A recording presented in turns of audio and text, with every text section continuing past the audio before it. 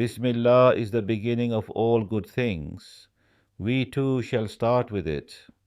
Know, O my soul, just as this blessed phrase is a mark of Islam, it is also the constant prayer that all creation recites through the very language of their being. If you want to understand what an inexhaustible strength and what an endless blessing Bismillah really is, come and listen to this little story. Look, there are 5 points here. Let's go over them. Bismillah is the head of all good. It's the badge of Islam. And think about this. From the tiniest particles all the way to the stars, every single creature is constantly reciting this name. So, what does it mean that it's the head of all good? Let's apply this. What is the greatest good for us? Gaining Allah's pleasure, right? And how do we do that? By saying Bismillah. It means submitting to Allah's commands, following the path He sent. You know, there's a saying that the whole Quran is hidden in the Fatiha is hidden in the Bismillah, and the Bismillah is hidden in that first letter, the B. It represents faith and submission. See, saying God exists is faith, but saying I am subject to God's commands, I am His servant, that is becoming a Muslim. That is what Bismillah expresses. It's like taking an ID card. A student goes, gets a school ID, and becomes a student of that school.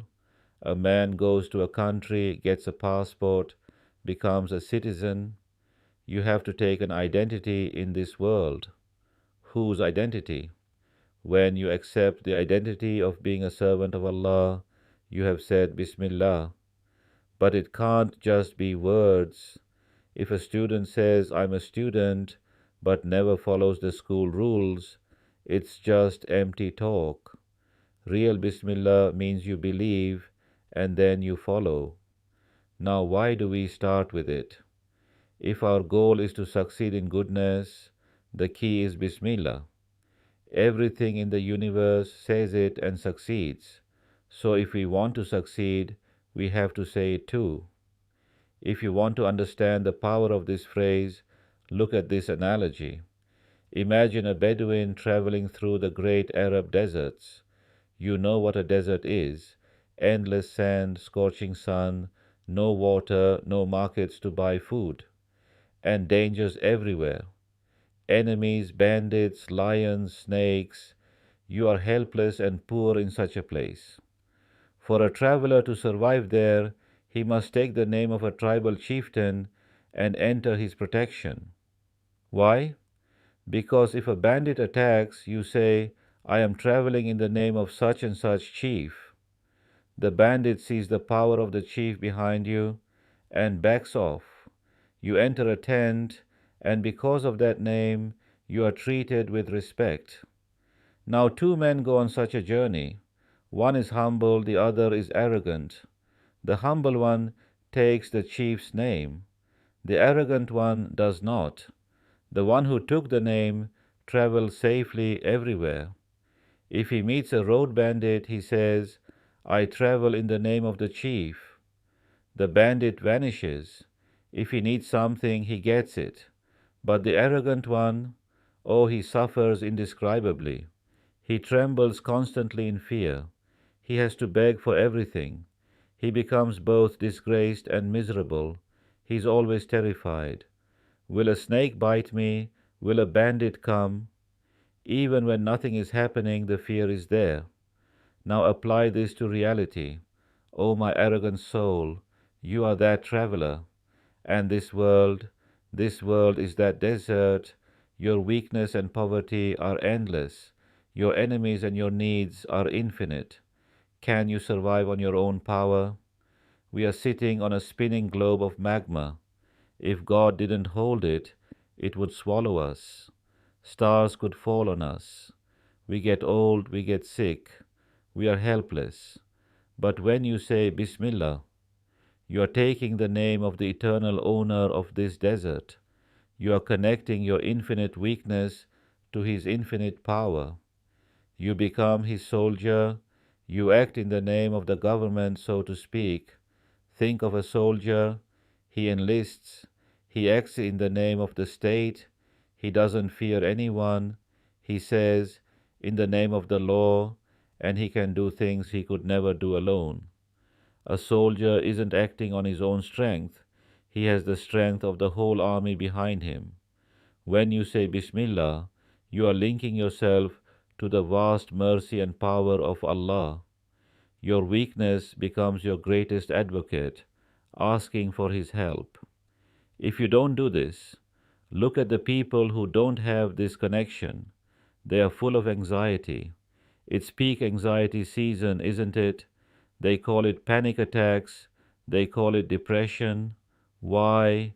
Because without that connection, everything looks like an enemy. Even death looks like a monster. But with Bismillah, even death is just a change of duty, a dispatch paper. Look, you can't fight the sun with a flashlight. Our minds are like tiny fireflies. If you try to figure out everything with your own little brain, ignoring the sun of revelation, you're just a dim bug in the dark. Even geniuses like Avicenna admitted that pure reason couldn't reach everything. But with the Quran, with Bismillah, you find the path. And it's practical. When you open a shop, say Bismillah. When you start your car, say Bismillah. You're asking for God's aid. It's like a spiritual password that draws help. Let me give you another picture, the ship. This explains reliance on God or tawakkul. Two men buy tickets and get on a huge ship. They are both carrying heavy, heavy loads on their backs and heads. They get on board. One of them immediately puts his load down on the deck and sits on it relaxing. He trusts the ship to carry him and his luggage. The other guy, he is both stupid and arrogant. He keeps the heavy load on his back while standing on the deck. They tell him, "Hey, put that down, relax." He says, "No, no, I won't put it down. It might get lost. I'm strong, I'll protect my own property." They tell him, "Look, this royal ship is stronger than you. It carries us and you and your luggage safely. You're going to get dizzy. You're going to fall into the sea with that load. Your back will break. And the captain, if he sees you like this, he'll think you're crazy or mocking the ship, and he'll throw you in the brig." Everyone starts laughing at him. Finally, the poor guy comes to his senses. He puts the load down. He sits on it and says, "Oh, may God be pleased with you. I am saved from the pain, the prison, and the mockery. Oh, you person who lacks trust, you are that man. Trust in God." Tawakkul doesn't mean you don't do your work. No, the student studies for the exam. That's active prayer. But the result, the heavy burden of what if, you leave that to Allah. You do your duty and you let the shipmaster carry the weight of the universe. If you don't trust, if you don't say Bismillah and hand over the reins, the weight of the world will crush you. You'll be miserable here and you'll lose the hereafter. So Bismillah is the key. It turns the desert into a place of safety. It turns our poverty into a means of wealth. It connects us to the one who holds the reins of everything. God is one. The keys to everything are with him. Why run around begging from others? Go to the source, say Bismillah, and walk safely.